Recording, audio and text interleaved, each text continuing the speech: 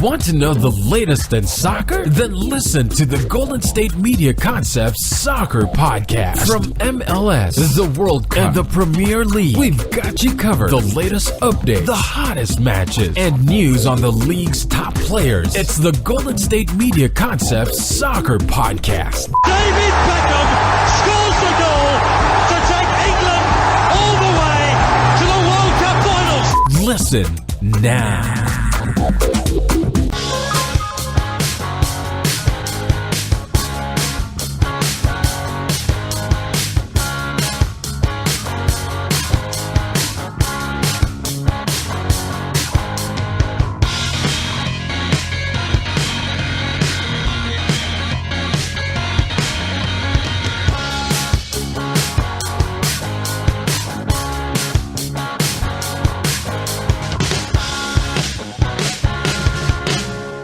Hello, everybody, and welcome to the GSMC Soccer Podcast, brought to you by the GSMC Podcast Network. I'm your host, Jeff Malinoff, and boy, Champions League really got us going because not only did Cristiano Ronaldo pull up one of the biggest clutch wins I've ever seen personally, but also Messi just took another team downtown.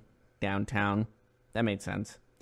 You know, I wish I could really just rewind this, but I think if I could rewind this and restart it, but you know what? Being honest with you guys, knowing that I said a terrible line, I think that brings us closer as a viewership and a listener. I really do. What do you guys think?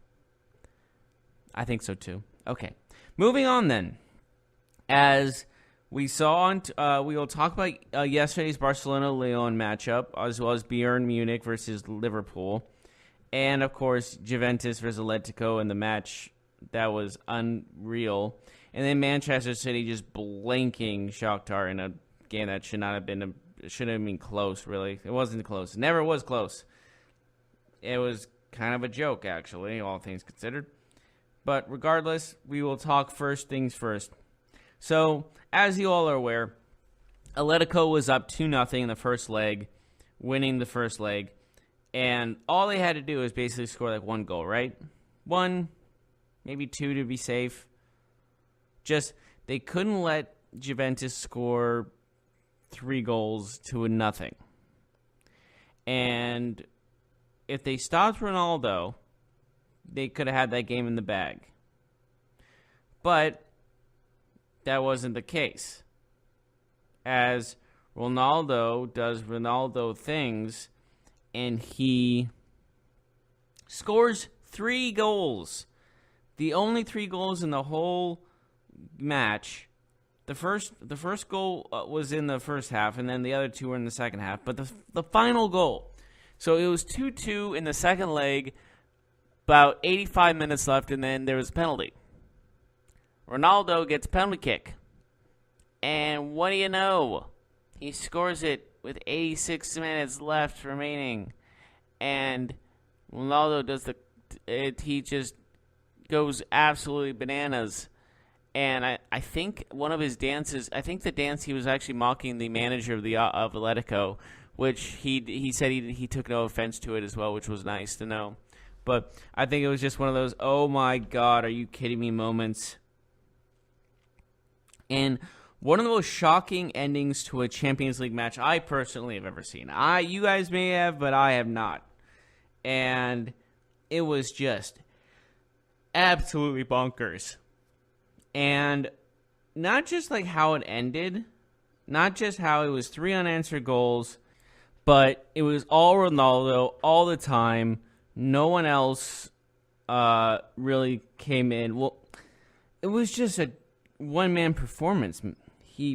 When you look at everyone that saw this, it was they put the team on his back, and just he did what he needed to do. He came in clutch. I don't really know how else to explain it other than that.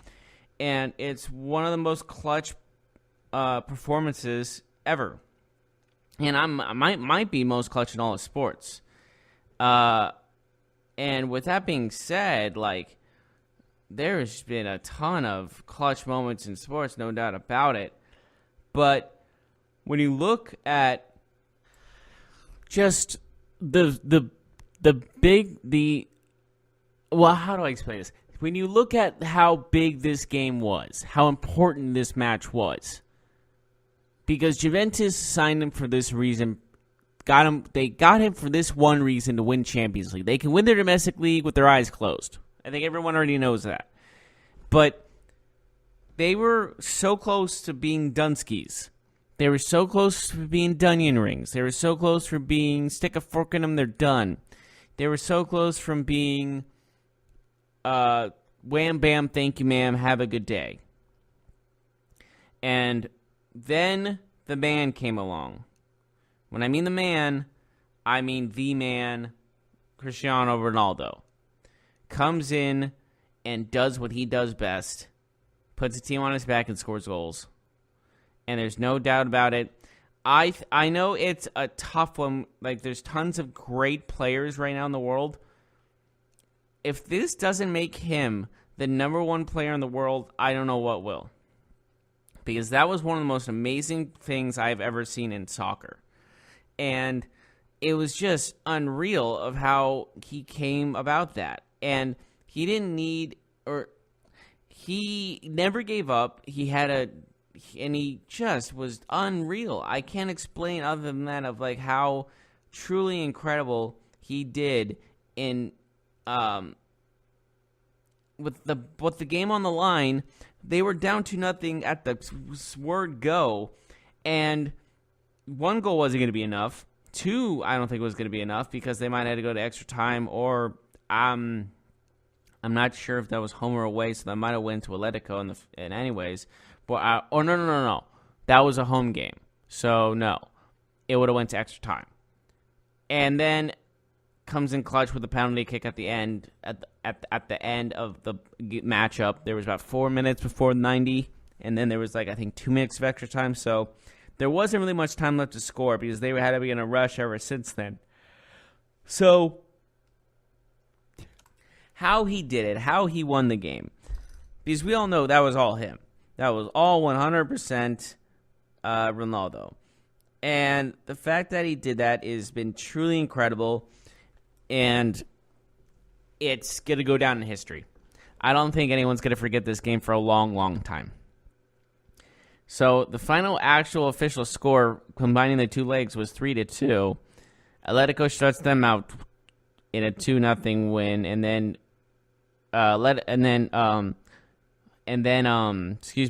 Juventus comes back and wins and scores 3 and wins 3-0 to take that one. It's just truly incredible how big of a change, what kind of swing it can have when you have a guy like Cristiano Ronaldo on your team. Like, it never been more apparent than saying, like, oh, wow, they got Ronaldo. They can be they can win the Champions League finally. And then it was 2-0 going into this last leg. And everyone's like, oh, I guess we got to wait till next year. And then Ronaldo's like, nope, got to kick it into overdrive, got to kick it into clutch mode. And boom, he became what he always is, and that's one of the GOATs. He's one of the greatest of all time. I don't think there's any denying that. And it's extremely impressive just to see how it all came about. I mean, when you watch the game, you could just tell Ronaldo was saying, you know what, I got to take this game over. I have to take this game over. I have to put this team on my back, and I have to win it for them. Because that's what he was paid to do. That's what he was there to do. And yes, they still have a little ways to go. That was just the round of 16. But, you know, they would not be where they are right now if it wasn't for Ronaldo scoring 3 unanswered goals. It could have been a 0-0 draw, and Atletico would have won the matchup. So, all things considered, it's like Juventus should just be called the Ronaldos. Like the Juventus Ronaldos. Just do it like that, you know? Just do it right, you know? Just do it the old-fashioned way. But granted, I just am extremely impressed, and Ronaldo never ceases to amaze me. That's just the bottom line in that matter. Is he never ceases to amaze me, and he just proves just how good he is. And, you know, you could say like he's probably the most famous soccer player in the world right now, along with Messi. You can maybe add Neymar in there too. Maybe you add him later on. But regardless, when you're looking at arguably the best player in the world in Ronaldo, it's Matt. You're watching magic. Like, I was watching that match, and I was saying, I'm witnessing something very special here. Like, something amazing is happening in this game. Like, it's not a joke. Like, there's something truly remarkable is happening.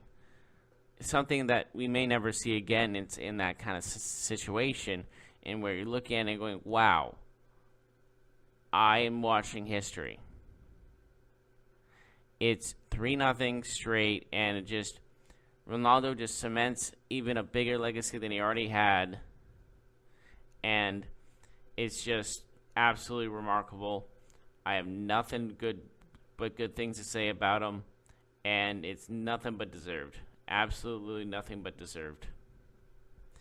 And for Atletico, however, they will not be playing.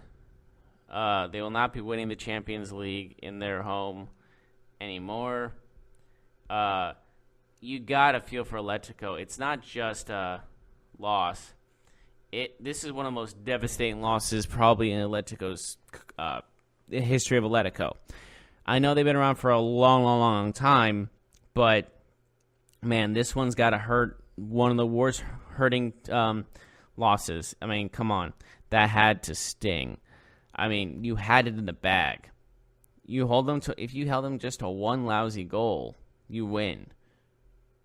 And you gave up 3 without scoring 1. That's where it gets me the most. Is they didn't even score 1 goal in retaliation. You know, it was almost like it was doomed to fail. You know, it was truly remarkable of how it was almost as soon as Ronaldo scored the first couple of goals, there was just this feeling of, oh, wow, he's going to do it.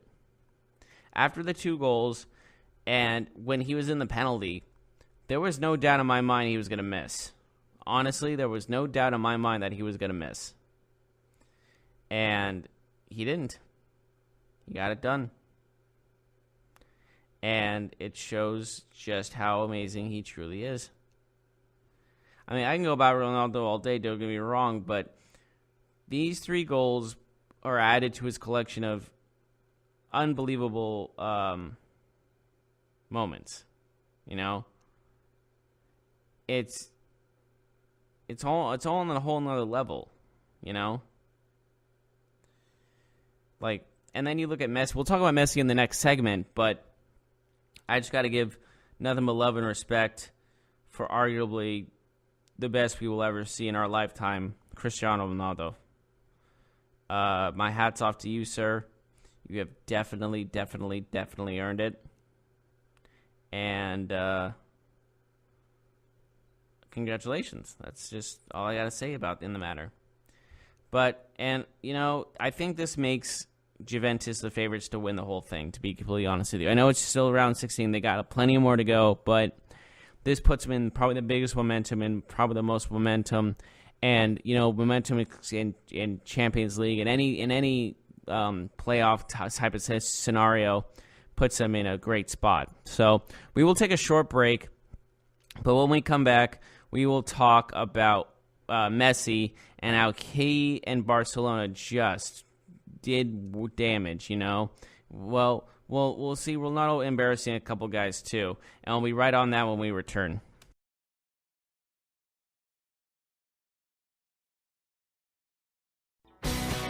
Are you looking to get your college football fix? Looking to get the latest news on your favorite school's team? The GSMC College Football Podcast is your ticket to all things college football. Join us as we talk college football from the national championship, the college rivalries, the bowl game, to the Heisman Trophy. To which conference is the best? we've got you covered for the Big Ten, SEC, Big 12, the Pac-12, ACC, and everything in between. Download the GSMC College Football Podcast on iTunes, Stitcher, SoundCloud, Google Play, or anywhere you find podcasts. Just type GSMC in the search.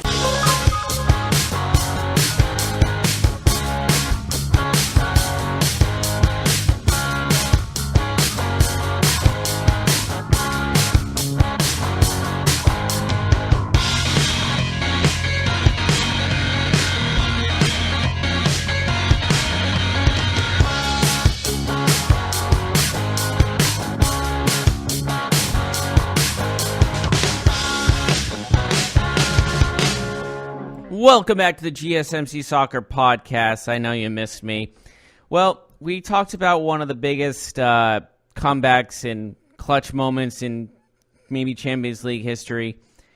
Now let's go to the other moment in where the other guy who's considered the greatest of all time, Lionel Messi, didn't really have much trouble at all in the slightest because he faced Lyon, who's not comparable to Atletico by any means. And it showed as Barcelona just handed them their keisters by a score of 5-1, and Messi with 2 goals on the night. But it wasn't just the goals that really showed, but he was just making guys stumble and making them look just embarrassed. You know, it just seemed absolutely insane.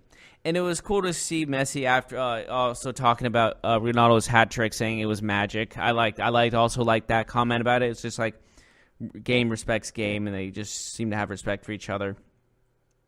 And just overall, it just seemed that it was all the way Barcelona. There was no competition, if you will. But this just shows, even if Messi's at the end of his career, which people I believe think he is, he's still on top, you know. And in this game, he scored his 100th Champions League goal.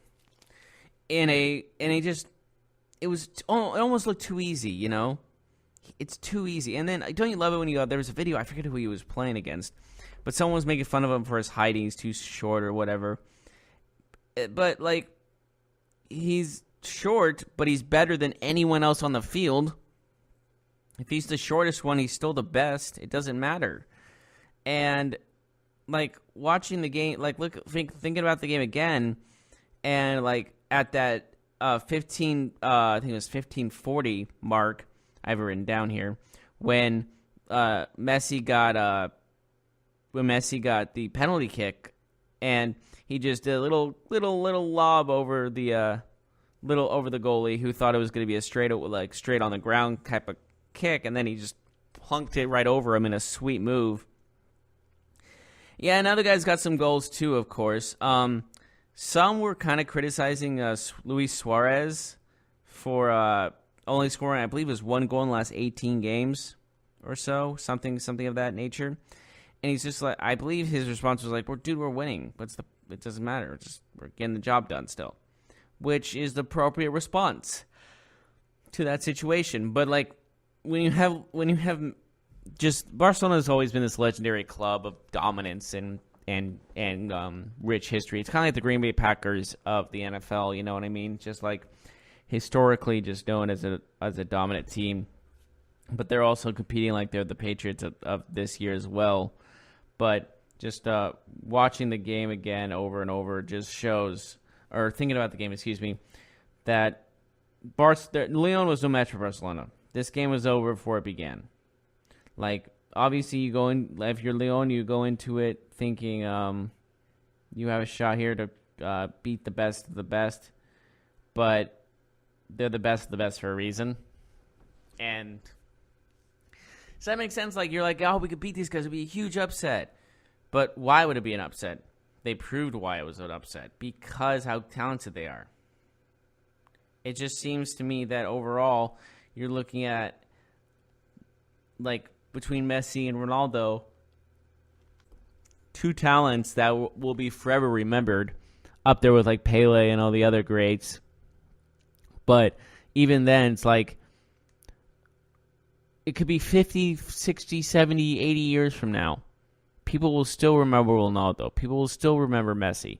And the thing is, these guys are like once in a lifetime type of players, and we got them in the same lifetime. Like, that's what's truly remarkable about this, is we got two legendary players in the same time period, which is absolutely remarkable to think about, because that you often hear the words of like once in a lifetime type of player, or like once in a generational talent, and you get two guys who have faced each other multiple times as well. It's not like the what-if stories of what if LeBron faced Kobe in the finals or Kobe faced Michael Jordan in the finals. We've seen these two face each other in big-time matches before. We've seen these dream matches against these two teams they've been on, not when he was on Real Madrid, and it's been wonderful. These two have had a wonderful, friendly rivalry that it doesn't seem like there's any hatred, of course. There's no animosity between the two. There's respect in each other's games and wanting to pass each other. And it's all about the spirit of competition, and that's what you love to see in this world now. Because now you look at like certain aspects of it. You look at certain aspects of rivalries in sports, and it's almost like they need to have some personal animosity. And that's not the case. That's what I'm trying to say. You don't need to have this animosity. You don't need to have this hatred between one another. It can be a battle between two of the best who have nothing but respect for one another and wanting to get it done. And just being out there, and it just works, you know. It's just one of those things where it's like, this is a perfect rivalry. There's no heat, you know what I mean? There's no hatred. There's no personal attacks at one another. It's basically whenever they two play each other, they give each other handshakes. Like, you know what? Let's go. Me and you. We got to see who's the best of the best. So I always admire that from these two guys. I don't really remember any serious brawls between them, but I'm assuming it's not like anything big. Like, it's always been like who's better than the other. And I just never thought of it as a personal rivalry. I don't think they have either. But, you know, it's just been one of those crazy, like, and they're both different in size and stuff like that too. Like in build, they're both completely different also. Because Ronaldo is always the one that's built. If you imagine like the perfect soccer player, his look and everything, it would be Ronaldo. So with that being said, it's always been one of those things where you're going and it's just a great. And then both of them are so unselfish as well, like to their fans and stuff. It's like they really show a lot of love for their fan base and for each other, like for players and stuff. It's just big role models too. It just warms your heart because they're global international superstars, and they're so unselfish. To me, at least, you can disagree however you want, but there's just a lot of respect and admiration, I believe, for each other. And, you know, you see them have, like, after matches, they have these hug embraces and stuff like that, and you love to see that kind of thing.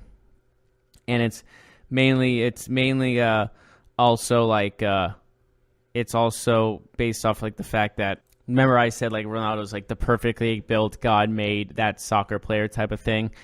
And then you look at then you look at Messi, and he's like not the kind of guy you would see as a perfect soccer player, but he is. And it's just like a yin-yang thing, but it's also like they're cut from the same cloth. It's truly remarkable, honestly, in this rivalry. But you don't even want to call it a rivalry. I don't think it's even considered a rivalry because there's no animosity. Like I said, there's no competition. It's just the spirit of competition. That's just the beauty of it all. And you just got to love that about these guys. And I will forever praise these two until, like, I don't think I'll ever stop praising these guys. Not just based on their amazing skills on the field, but off the field, they're truly remarkable as well. And you love to see that. It warms your heart, because there are some times in this world where you're looking at guys who just don't like their fans or get annoyed by the fans. They get too close or something like that. Doesn't matter if it's like a sports star or a music celebrity or something like that, because there are some weird fans out there, I'm not going to lie, that do get carried away in the moments and have that a little obsession. But when it comes down to it, it's just like it just seems like these two are just unbelievably talented and unbelievably good people. And to me, it's rare you see that nowadays, or rare you see it in sports, of how, like, I don't know, it just how noticeably, like, good. I think all athletes are great, There are some athletes that are, of course, like, when it comes down to certain fan bases, they don't like it when fans get too close. And I get that. Some don't like that interaction. I get that. But how Ronaldo and Messi handle those certain, like, fans running onto the pitch to touch them or hug them or any of that nature, or, like, kids or anything like that, it really shows that their character really rises. They're just how big their character is, how they know how much they impact each other, or not just impact each other, challenge each other to be better, but just like also the people around them and also the people that watch them play. So I just wanted to say that and just show my love for those two guys. Respect their play, respect them outside the pitch, and that's what it's all about. And it also shows how good they both are, because not only did Ronaldo had the hat trick, and Messi had those 2 goals in his 100th goal in the Champions League, in his Champions League career. So it's just great. Just 2 monumental moments. So both legendary players having legendary games, and how that's all going down is truly remarkable.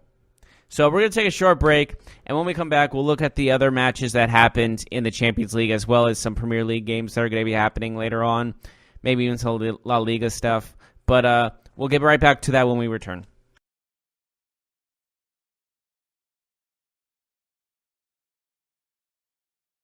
Tired of searching the vast jungle of podcasts? Now listen close and hear this out. There's a podcast network that covers just about everything that you've been searching. Hey! The Golden State Media Concepts Podcast Network is here. Nothing less than a podcast bliss with endless hours of podcast coverage. From news, sports, music, fashion, cooking, entertainment, fantasy, football, and so much more. So stop lurking around and go straight out to the Golden State Media Concepts Podcast Network. Guaranteed to fill that podcast itch. Whatever it may be. Visit us at www.gsmcpodcast.com. Follow us on Facebook and Twitter, and download us on iTunes, SoundCloud, and Google Play.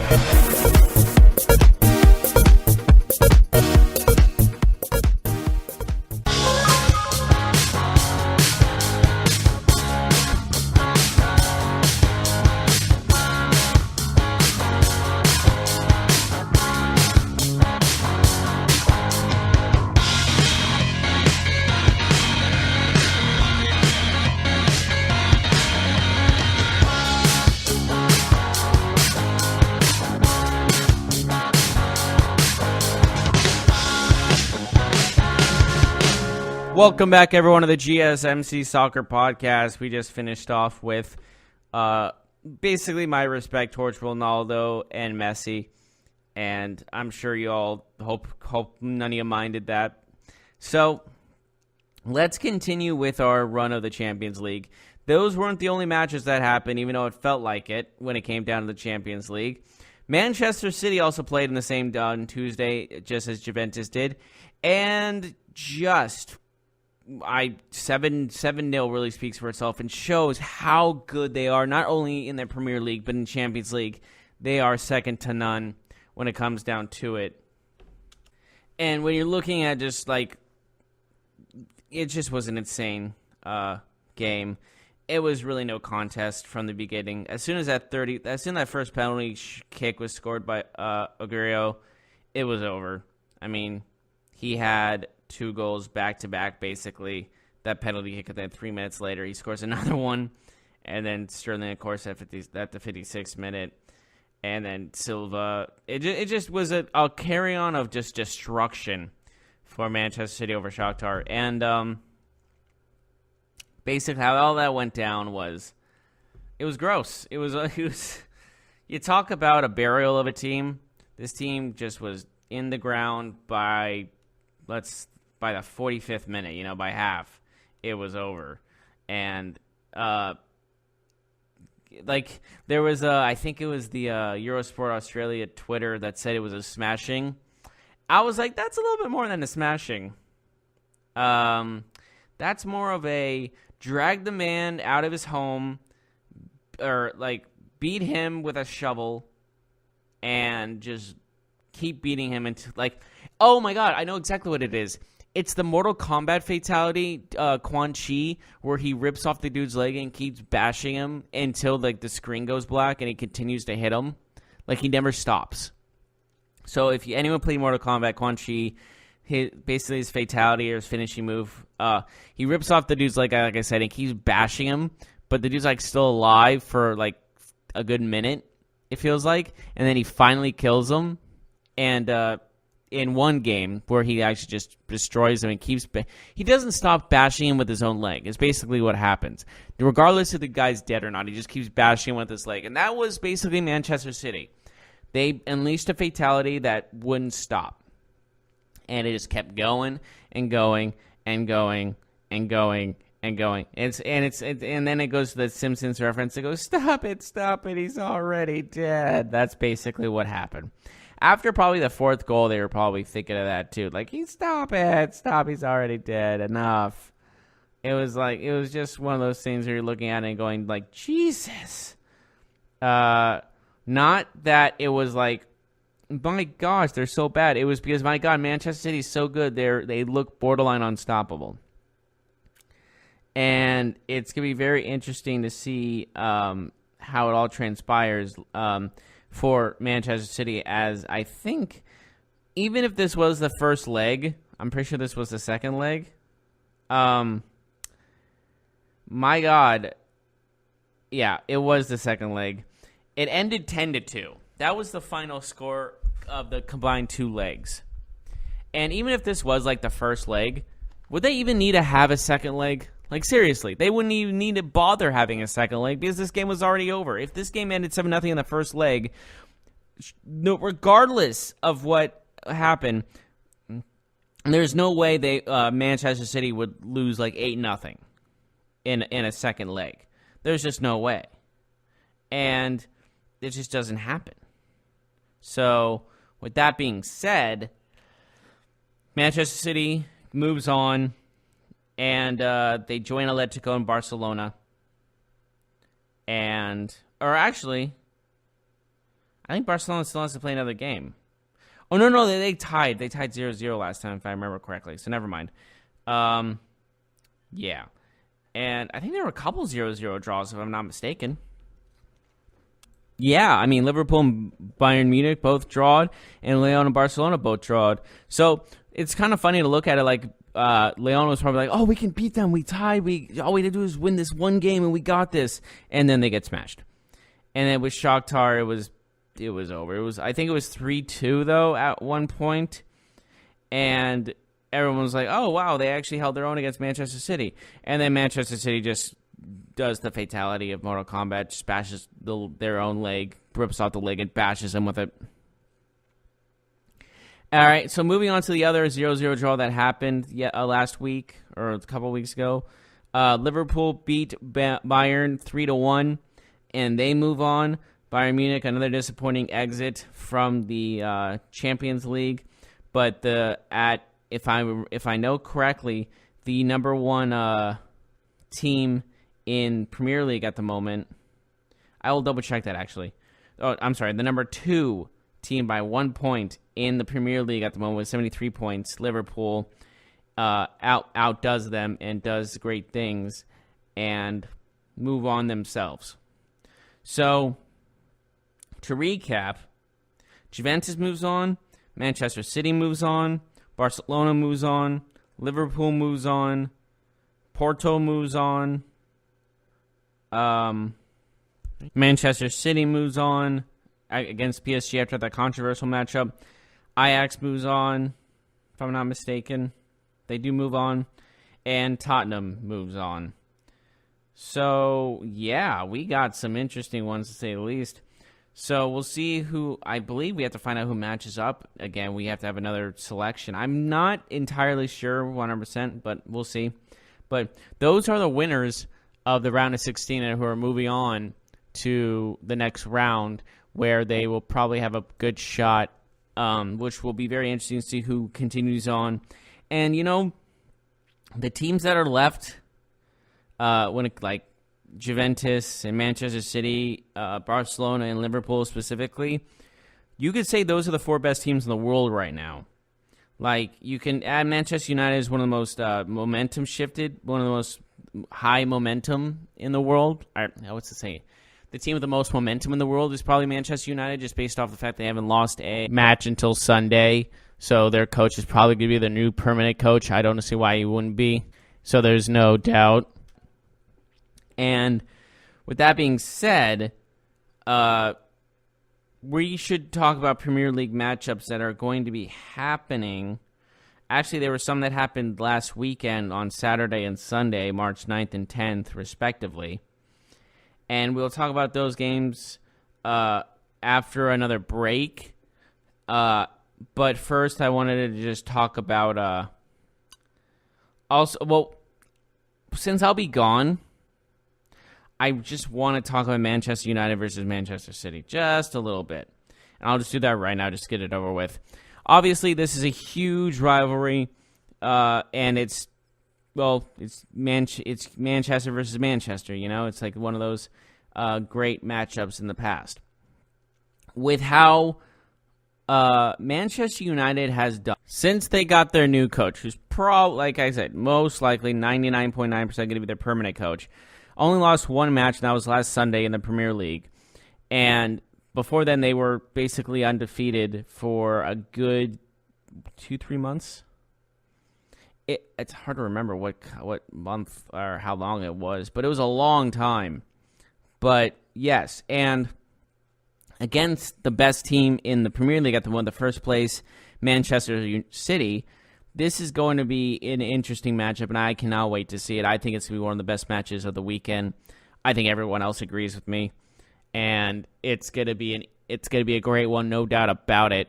And with that being said, we will also take a quick break and come back and preview the rest of the games that are happening this weekend, as well as, like I said, last weekend. We'll just go briefly over it, and then we'll call it a day. We'll take a short break, though. We'll be right back right after this.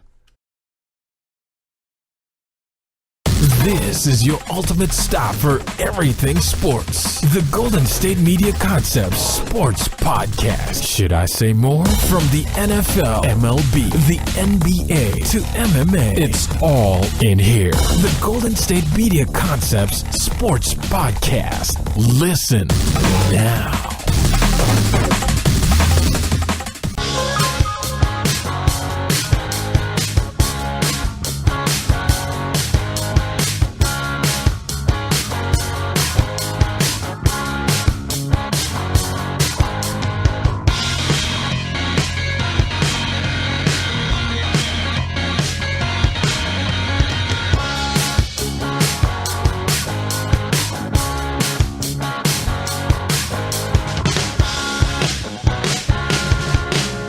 Welcome back to the final segment of the GSMC Soccer Podcast. Let's just get right into it. We'll talk about last weekend's games, Saturday and Sunday, the 9th and 10th, respectively.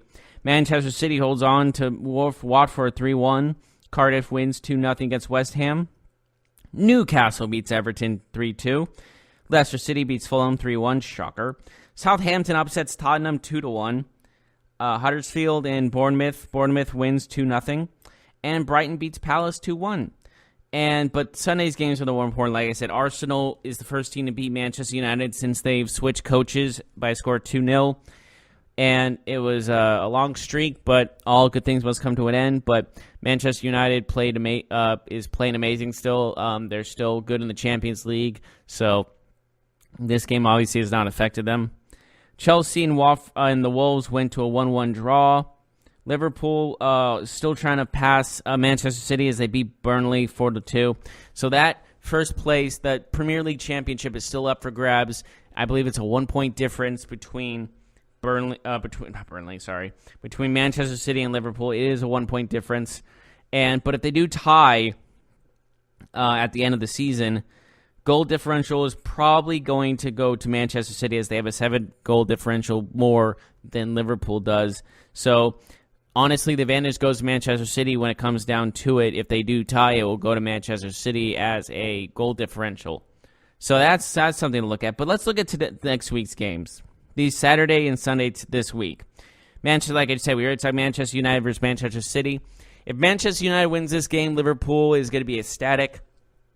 But Manchester City, I mean, they're playing close to the chest here with this 74-73 point lead against Liverpool, so they need to win this game against Manchester United as well. Bournemouth and Newcastle, game really have no repercussions, but I'll go Newcastle. Brighton and Cardiff, kind of the same thing. Burnley and Leicester City, Watford and Southampton, West Ham and Huddersfield, and then Wolves and Arsenal. So not a lot of interesting games except for the Manchester United-Manchester City game that's going to be happening on Saturday. Sunday's games, we have Liverpool and Fulham. And I bring that up because Manchester City needs to beat Manchester United because I don't see Fulham upsetting Liverpool anytime. I mean, one's in relegation, the other one's in Champions League already and fighting for the Premier League championship. So I think if I'm Fulham, I'm hoping for like a draw. I don't think I'm thinking, we can beat them. I don't think they can beat them. They've only won 4 games this whole entire season. They've drawn 5 and lost 21. And then Liverpool, of course, 22 wins, 7 draws, 1 loss. It's just, on paper, this looks to be a slaughter. And Liverpool will take this win most likely. And with the loss to Manchester United, if they lose to Manchester United, or Manchester City loses to Manchester United, however, then Liverpool will most likely be taking the first place at the time until the next games on the 30th and 31st. So a lot is riding on this for Manchester City because they have their backs against the wall. They're facing a very good team in Manchester United and their ultimate rivals. And then the guys that are right on their necks, Liverpool, is facing a relegation team. So they really didn't get the luck of the draw here, if you will, but definitely a must-win situation for Manchester City to stay alive in the Premier League Championship and hold on to that number 1 spot against Liverpool, who again is facing Fulham, who is guaranteed basically a relegation. If they don't, it's a bleeping miracle. I'm not sure if they even can come back, but regardless, if you look at the table, it looks like Liverpool is about to be taking over the first place yet again over Manchester City.